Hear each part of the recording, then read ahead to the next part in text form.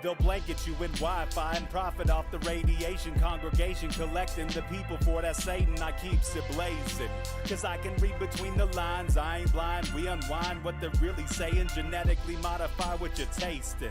Loan you that cottage promise, so now you live up in your mom's basement. Redesign time so your mind is always wasted. Programmed to crave the basics. Keep the beta in stasis. Pay the state, kid. You're in debt for being born. Messengers are more than just the price for being warned. Don't be alarmed, disconnect from their machinations. Stop subscribing to the folly of own nations. Bone breaking ain't the answer, cause they seek the ownership of souls. Spread the seeds and watch them grow. Break the chains of control. Break the chains of control.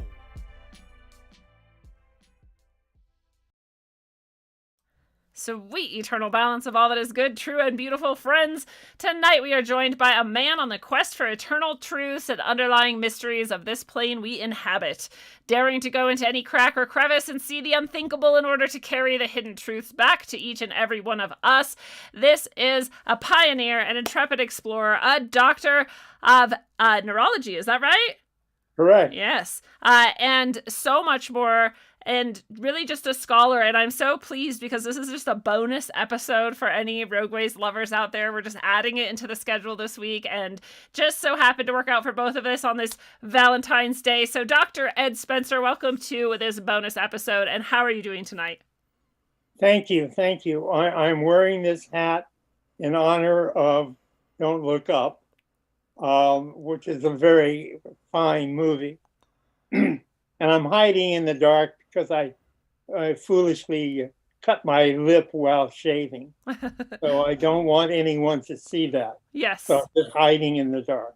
Oh, well, but welcome to all of you, and thanks for tuning in, as I guess I say. And Lindsay will lead me through this. Yes, I'm so excited to talk about these things tonight. You have, a lot. We were talking just before the show, and so much of what we're going to talk about were sort of my part of my early process of really understanding how deep the misleading aspects of what we're taught about the world go.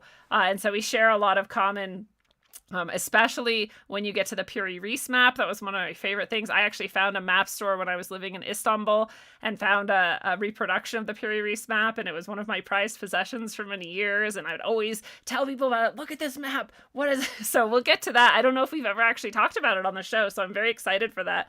But we do share a lot of same interests, and so it's going to be a fun episode, and it is bonus. I am right now streaming to YouTube and Facebook and all of these other places, but it is going to be for Rockfin only for supporters. After a certain point, we want to get some of the meat of your thesis and your ideas out there, and then we might cut that stream and just go to supporters only. So I'm excited about that. And Dr. Ed, we always start Rogueways with a pointless question of the episode. And the pointless question I was going to ask you is, if you could become any animal or type of being, what would you become and why? Holy mackerel. Well, maybe that's it, a mackerel. A mackerel. Yeah. Gee, I never thought of that. I always think I'd want to be a bird of some kind so I could experience flying of my own power, or maybe like a dolphin so I could swim super fast and jump out of the water. I might want to be a big brain. Ooh, that's a good answer. Well, and nobody out here listening probably even knows what you mean by that. Do you want to use this opportunity to tell us how you came to understand what these creatures are and their role? Yeah, I can do that. Big Brains is the name of a book that got me going. And I can put it up there. Yeah. Big Brain. Awesome. By professors Gary Lynch and Richard Granger. And it's kind of based around Boskop Man, who was found in Boskop, South Africa, or fragments of his skull were found in Boskop, South Africa, and about, I think it was 1912, about that. And the workmen who found these fragments, took them to Fitzsimmons at the nearby museum, who knew what this was, and he knew that this was very important. And they decided that this was actually a human. They named it. Robert Broom, a very famous paleontologist, named him Homo capensis, man from the Cape. But I don't think he was a man. I think he was a different species. 2 eyes, teeth, both hands, opposable thumb, things, that sort of thing. But the interesting thing was that Gary Lynch and Richard Granger did an estimation of the IQ. And the way they did this was to look at the increase in the association area for a brain 30% larger than human.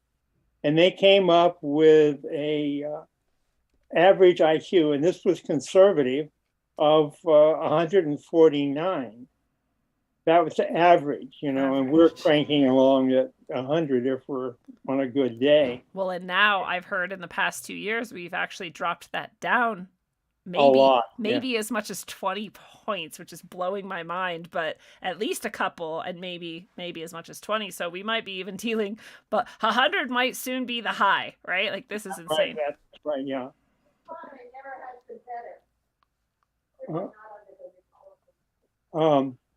That you can hear her voice, that's my Nancy, my landlady ex-wife, who doesn't agree with what I think, say, or anything. But anyway, Yeah. So okay, that was the average IQ was 149, but 10 to 15% of the population was at 180 or more, and that's way up there. Yeah. And of course they didn't have the animal person there. They didn't test him, and then send him a bill.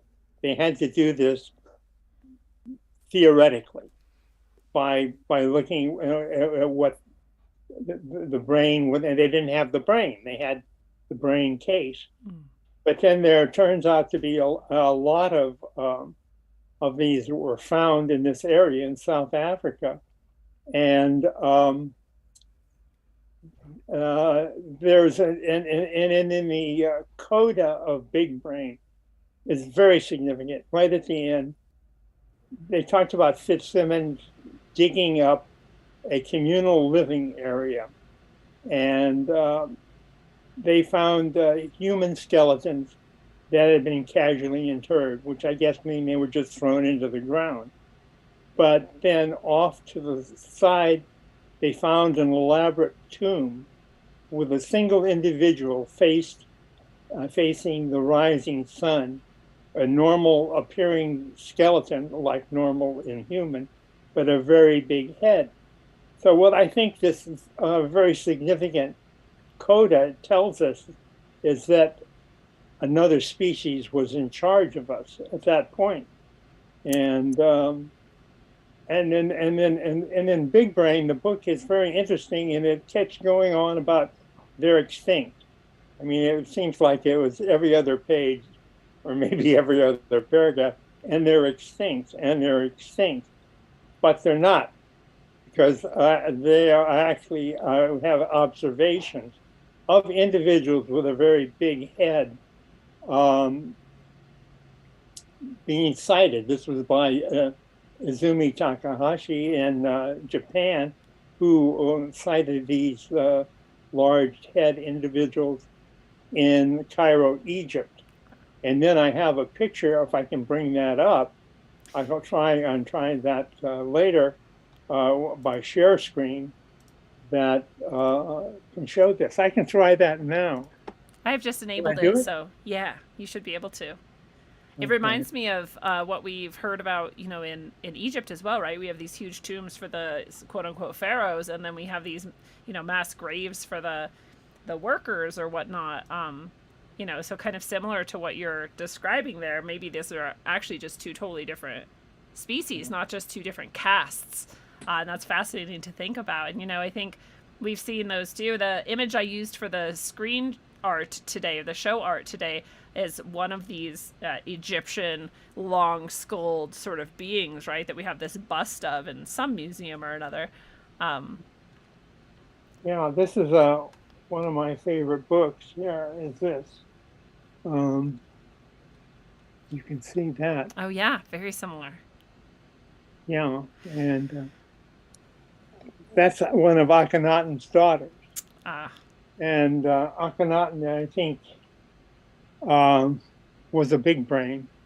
So we don't actually have a picture of him. Top of his head is always knocked off. And Nefertiti's always wearing a skull, but there's unequivocal pictures of the little girls with these big heads as little girls, and then they get bigger. Yeah. I'm going to try and bring up this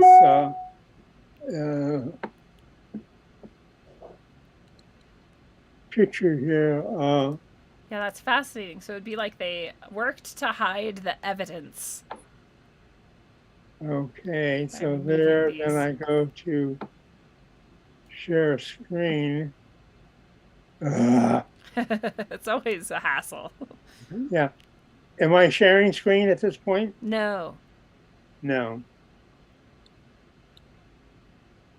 Well, I think this is worth doing. Let's get rid of this. We've got some people in the chat. We have Simon's house account on YouTube. Says, I love the Egypt stuff. We've got Alan C. Crow over there. Love the streams. Doing a great job. Thank you both for your support. We've got some people in Rockfin. Andrew B. says, good evening. Tina says, great, funny question. Thank you, Tina. Good to see you all. Just a note, if you're watching on YouTube or elsewhere, that we are going to go eventually just to Rockfin. You can click over right below wherever you're watching or listening and head over to Rockfin to get the entirety of the show. It is for supporters only. A lot of the content on Rockfin is for anyone. It's free, so it's worth having an account there either way. And if you want to become a supporter, then you can get this and all kinds of other shows that are just for supporters. So yeah, we're seeing sharing the screen now. Yes, we're seeing a list of files. Big head forward for file 8,000-year-old. So that's the screen we're seeing. You're not seeing a picture yet. No, but if you double click on one of those, is that going to pull it up? Let's see. Yeah, I've got it on my screen. Do you have two screens? Nuts. Nuts, he says. So big head, J. Yeah, wherever it's opening it, we're not seeing it for some reason. Huh. Well. Not sure. When you initially click share screen, sometimes it gives you multiple windows, and you can choose the one. Yeah. But all we're seeing is the File Explorer itself, listing all the files. Well.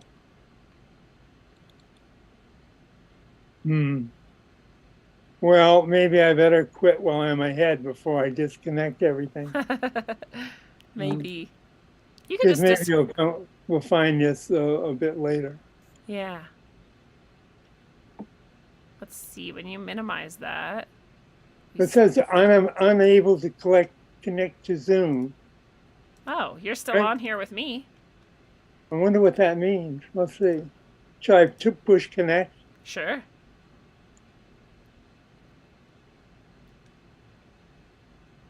Keep me signed in. That maybe is not what I'm doing. Yeah, I was thinking maybe that would show us something, but... Well, I've got you up in the corner here. Well, we can stop screen sharing. Yeah, I'll do that. And then see. There we go. Well, you could just tell us about it. It works. Yeah, well, it's a picture of a group of people, and the subject is a woman, apparently a woman, who's giving a V sign to the camera, and is clearly has an abnormally, by our standards, large head. And this is a modern photograph you're talking about. Yeah. and this is the photograph. And the group that she's in is a little bit not maybe perhaps unusual. They may be special people in some way, but don't know. Don't know. All I have is the picture. Yeah. And then Azumi Takahashi noted the big heads in Cairo, Egypt. Mm-hmm. That's that. Yeah. So then we have, of course, I went into the the coda and the fact that the big brain seems to be in charge. And they're supposed to be extinct, but they're not. Yeah. But then there are clearly several species or types of big brains. And I think there's a hierarchy involved here, with Homo capensis not being at the top at all. Wow. And the ones that are at the top, maybe the Akhenaten type or species big brain, which is characterized by having orbits that are 20% larger. That's the eyes. Oh, the eyes. 20% larger. Because we associate that with aliens. Very too. Heavy skull. Yeah. Very large canines and incisor teeth. The ones you use to rip out flesh when you're eating. So they look like carnivores. And then they don't have molars, or they have very few or small molars. So they really look like carnivores. They have one parietal plate up in the skull, and we have two. So they have one, and then they have these foramina in the back, high in the back. So they're clearly a different species. But of course, they've got eyes, opposable thumbs, and all of that. Can I ask you, do they tend, in your experience, having seen a lot of the evidence of this, are any of them larger, like giants, like what we might call giants? I don't know that these are giants. In fact, there seem to be some that are rather small. Okay. And there's pictures of a grave in Russia, but they are, but there are giants. There certainly have been giants in the United States, and they are all over. Yeah. There are burial grounds all over. Have you read up on this? Yeah, I have. I've seen a lot of evidence. I just was thinking of this because I watched a video from Robert Sapir, which I don't know if you know him, but he's an anthropologist, and he makes videos on YouTube that are really quite well done. And he just had a video showing that, what did you call it? The parietal plate, maybe that suture that we have in our skull, that these skulls that have the bigger capacity that you're describing don't have. And he was making the same point that you're making, where this is a different species now then. And why aren't we documenting that, talking about that? Why isn't that in the textbooks? Why is it seems to be hidden, and often by institutions like the Smithsonian, right?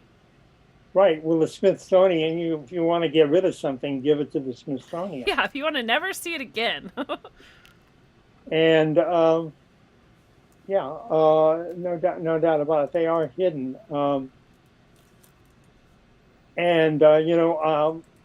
the what I will call the Lincoln giants, because the Lincoln spoke of them. When he visited Niagara Falls, he says, our eyes are seeing what the giants saw. And the giants were also on Catalina Island. And I haven't seen any evidence that they had unusually large heads or that they were incredibly bright. Good point. Yeah, But, in fact, we see the opposite, that they can be kind of easily fooled by humans, perhaps. And then we have whoever mapped the entire our Earth. Well, when you see the average IQ of 149, and let's say if you had 1,000 of them, 100 would have an IQ of 180. you've got the Earth mappers right there. Yeah, that's a good point too. They could do that. They could figure out how to establish longitude from taking sights of the moon, and an incredible amount of effort, it's computational effort, to make sightings, record them all, and then take them back someplace and work them over and establish the mapping of the Earth. Yeah, well, let's talk about that, because some people might not understand, that the Earth was mapped way, way, way before we supposedly mapped it in our more modern times. So maybe you can share the Piri-Reis map or anything else you want to tell people sort of how we came to that conclusion that this had been done before and better than we do it. Well, yeah, the book is, here we go, Maps of the Ancient Sea Kings by Charles Hapgood, who was at Keene State Teachers College in New Hampshire. And the book is published in 1966. And someone, as a gift, I think, got a hold of a fragment of the Piri-Reis map. Then they started thinking, well, what's going on here? Because the sea level was 400 feet lower, approximately, in the maps, and there was no ice over the coast of Antarctica. And this is very nicely described in a letter by Lieutenant Commander Ohlmeyer of the U.S. Strategic Air Command, who reviewed the work of Hapgood and noted, that they didn't have any idea of how this was done. It wasn't commensurate with the knowledge of geometry in I think it's 1513. That's kind of when they got going. But the maps are clearly thousands of years older. It's at the last glacial max because of the low sea level. Yeah. And our commander, or Lieutenant Commander Burroughs, I guess, I can get the rank wrong, wrote, that these were done with a knowledge of spherical trigonometry. So somebody knew spherical trigonometry thousands of years ago. Which just is beyond what we're supposed to believe. And this is one of the things, very rational person. When people say like, oh, probably this was old and maybe that was old and maybe... But this map is what finally, I couldn't refuse anymore. This map showed Antarctica to within less than a degree of error. The coastline of pre-glacial Antarctica to within 1 degree of error. We can't even imagine what that would mean, really. When we see these other maps that seem old to us, they're not correct at all. They're like, well, the coastline kind of goes like this, and here's like an island, and actually that island's a peninsula, we find out later. There's a lot of error. This was less than 1 degree of error of this coastline under the ice. We can see it through the ice now, but we couldn't have back then. And then it was made even before that. So how old do you think that actually was? Do you have a date in mind, or when this map had to have been made? Well, I think that it was probably 20,000 years ago. 20,000 years ago. Yeah, it would be at the last glacial max. So, and these, big brain hominids you're talking about that we have this evidence of in the Bosque, I forgot his name already. That specific... The big brain? Yeah, the specific skeleton you had mentioned. Oh, that's Lynch and Granger. Big brain. The book is Big Brain. No, Boscop man is what I was thinking. Boscop man. These types of evidences we have that there were these big brain hominids are being repressed and suppressed by institutions like the Smithsonian. They don't want us to know that this advanced civilization existed 20,000 years ago. Why do you think that is? Well, I will, to go right out there on the limb. We like paper limbs here. This is our favorite place to be. that they're still running things. That they were running things during the Ice Age, probably for hundreds of thousands of years, or at least. Well, there's one reference point of maybe 160,000 years. That's in the Adams calendar in South Africa, where there's a sighting of Orion as it would be on the horizon at dawn. And that would occur at that latitude 160,000 years ago. 160,000 years. So that's a time scale. That's what we have there. So they have been here. They were probably running the Earth. And I should say at this point, before I forget it, and I can't pull it up, that there is so much information in South Africa, that all were multiple stone ruins, in many thousands, and this is, and they're all stones just piled on top of each other, but they are sort of done frequently in sort of silos, which of course don't have any roofs at this point, but without doors or windows. So it would look like something that you could get into with ladders, but then when you pull the ladders out, whatever was in there was stuck there. Yeah. And there's evidence of many gold mines in this area, and let's see what else was, and evidence of agriculture, extensive agriculture. So it's very interesting that this area, which is I think a bit south of the Transvaal, hasn't been obliterated by stuff from space or it's been worn down. Obviously, it's been silted up, but it's still there. I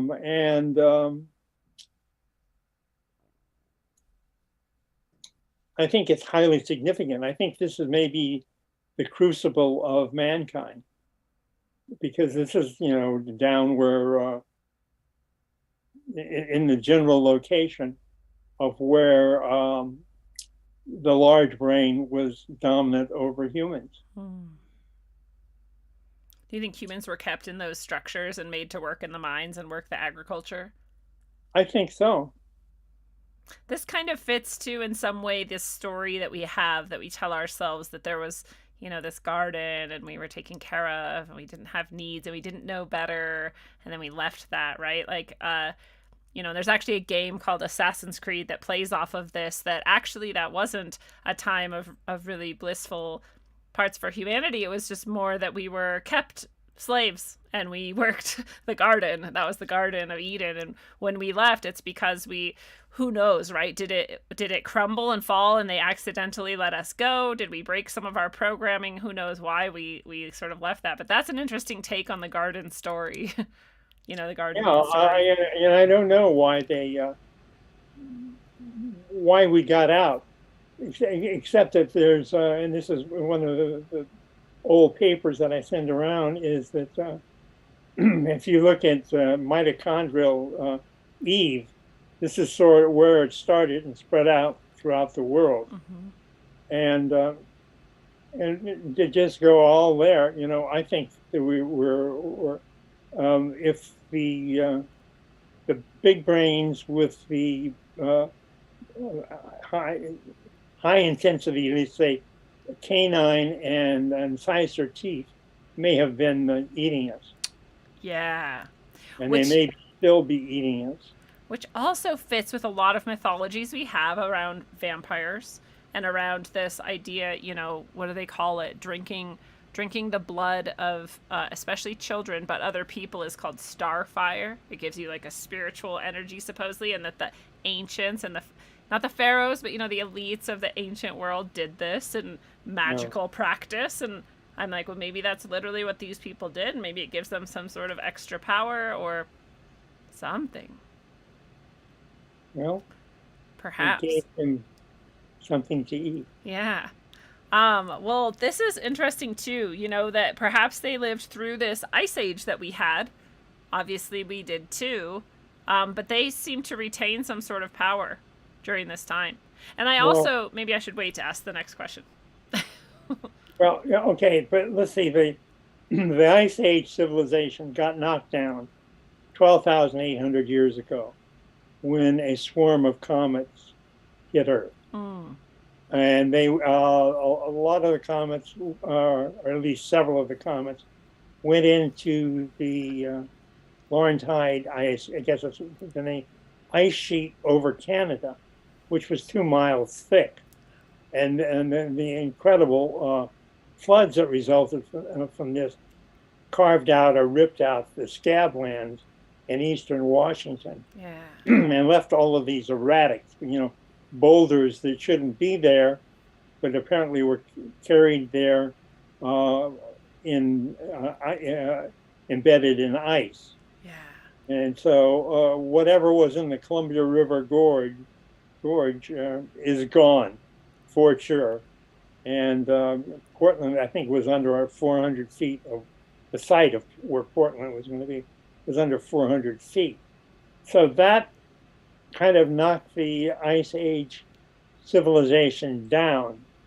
And by my thinking, that's when we were set free from the intense control of whoever was in control and in charge of the Ice Age civilization. And I think the best estimate now is that it's the big brains with high IQs. And the history of the world, the history of humanity, the history of civilization is our efforts to go forward, build our own civilizations, and the destruction of civilizations is by and large brought about by the manipulations and subversions organized by the big brains. See, this is fascinating, and it gives so much, because a lot of times I just say to myself, why? Why do they work so hard to hide these things from history from us? Why do they care if we know about giants or these other things? Why? I just don't get why they put this much effort into it. It really doesn't change anything. But it does make sense in the context of what you're presenting, because they're hiding their own control over us. That, Right. if we don't see it coming, and they're trying to re-exert, if you're describing that we sort of were freed of this somehow, these comets came, this ice age, this big, huge floods came, whatever happened, and that allowed us to free ourselves from this control for a time, but they didn't go away, and they're actually still here, then they wouldn't want us to know that they once controlled everything, because we won't see it coming again. Is that right? I would say, yeah, that's they want us to be blissfully ignorant, though I wouldn't say blissful is the quality of our ignorance at this point. No. They're pretty horrendous. Right. But civilizations seem to last about 250 years, and then they go down. And there's a lot of them. I have a site that I found where it's listing all these civilizations that go down after 250 years. And they say, well, everything collapses, it's just the nature. But if you look around at what's happening to us, you can see that we're being taken down. Yeah. This is like a controlled demolition happening in real time. Yeah.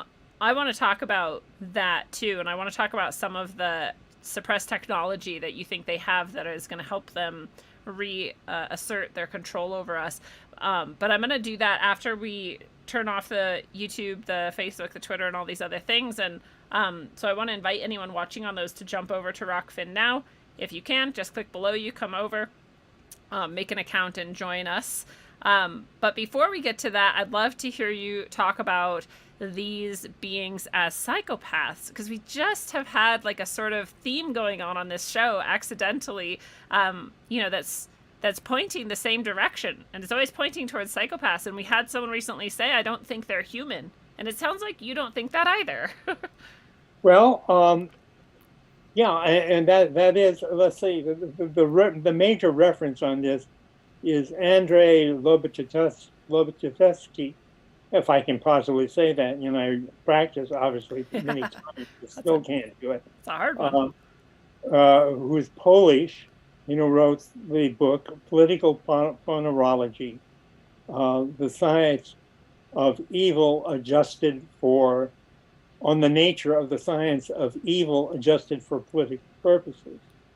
And you look around, and I don't want to use names because I don't want to upset Facebook or anybody People like who are that. playing team sports still in Yeah, the but political realm. we can see a lot of psychopathic behavior around. And Lobachevsky worked in Poland at the height of the communist control. Mm-hmm. And he brought the book to the United States in his head. The first, unfortunately, this was before the advent of the Xerox machine and thumb drives. They were tipped off that the police were coming, so they threw the first copy into the furnace. Oh. And then there was a second copy, which they sent to the Vatican. Now, I don't know if that'll get us in trouble or not. No. But it was never seen again. Yeah, that's just like the Smithsonian. If you want to never see it again, send it to the Vatican. Right. And so that's where that went. And then Lobachevsky finally came to the United States, and where, let's see, I can't remember if I can come up with a name, was offering Brzezinski, I think. Uh-huh. Brzezinski was offering to help him, was in fact trying to keep him from doing it. And Lobachevsky finally published the book, and it's available on Amazon. And I have a dog-eared copy, and it's dog-eared and marked up because it is so damn hard to read. It is. But it's, I think, a very important book. Yeah. And it amounts to that the psychopaths, there are all many forms of disorder, but the psychopaths seem to be physically that way. They are born defective, and I regard them as the pet dogs of the overlords, which I think are the big brains, because they haven't found anything that matches the overlord better than the big brains at this point. Yeah. So I think that the psychopaths, and I won't. There's somebody I'm thinking of. I'm just thinking of him so hard. I won't say his name. Does it rhyme with Anthony Fauci? Yeah. Okay. We're not saying it's Anthony Fauci. It just rhymes with that. Yeah. And Scott Atlas has said, that person is really dumb. He just said he was just plain dumb, stupid. But enormous power. Mm-hmm. And no seeming compassion. No, not at all. So then we have the human psychopaths are various disorders of humanity, which includes being in skull and bones, and being in secret societies and even religion, of course. Any hierarchical organization is ripe to be destroyed. But then what's going on amongst the overlords, which I think are the big brains, and what is their society like? I mean, this is fascinating. What is their language? Do they like music? Do they play ping pong? You know, Yeah. I mean, what's their love life like? Uh, um, I was wondering too, like, I wonder if they would have telekinetic abilities or psychic abilities as part of their increased capacity and higher IQ. Um, well, that'd that's be very interesting. interesting because it's become clear that these huge blocks of stone are moved by frequencies. Yeah. You know, they don't use um, uh, cranes, enormous cranes, the way we do. They can move them with frequency. And there's an example of Coral Castle, which was built in. You're familiar with that? I went there Oh a gosh, how handful of great! years ago, and it was so amazing. And he was tiny. The guy that supposedly did all this by himself was small man, Right, allegedly. and apparently kids, watching from the bushes, saw him carrying the blocks around like they were balloons on the end of a string. I mean, and I think he said, this is so simple, but boy, if the word ever got out, would we have trouble? I mean, and so I mean, so there's that ability, Yeah. and I see no reason why they wouldn't have um, some ability to intrude into the mind by frequencies, electromagnetic or whatever, however. Hmm. Yeah, this makes me think of alleged alien abductions and how this may be implanted sort of into somebody's experience and mind, and that it's not actually happening physically, but it feels is very convincing that it seems to be happening physically, and that maybe it's something like this, where again back to the vampire mythology, that they can sort of glamour you and hypnotize you and make you feel as though this thing is happening. It's not really happening at all. And maybe some of those experiences are even in connection with these big brained overlords. I think that the alien abduction is absolutely Because when you said big eyes, I was like, that's what they supposedly have, right? These well, aliens. they have these big eyes, but they're also, you see, their creations, they're computer creations when computer programming was kind of primitive because it took a long time to make hair. I think it was someplace, I can't remember which one, they had a great big celebration when about 11 years ago or 12 years ago, they could finally do hair. And so the grays with their big eyes, no eyelashes, no hair, these tiny nostrils, with no snout. I mean, everything that's alive is built with a purpose. But they are just computer programming at a very early stage. I'm convinced. And let's see, Dr. John Mack, the psychiatrist at Harvard who studied alien abduction to great extent. And Harvard really went after him, and they subjected him to a star court. And he was killed in England, in London, when he was hit by a drunk driver after having dinner with his friends. And I'm highly suspicious of that accident. Yeah. I think maybe he was on the point of finding out, this doesn't have to be uh, something that's real, but it's real in the head, and it's that. So all of this happened at about the time, I think it was 1962, when the supercomputer became available. Hmm. And another suspicious death is Seymour Cray, who invented the Cray computer.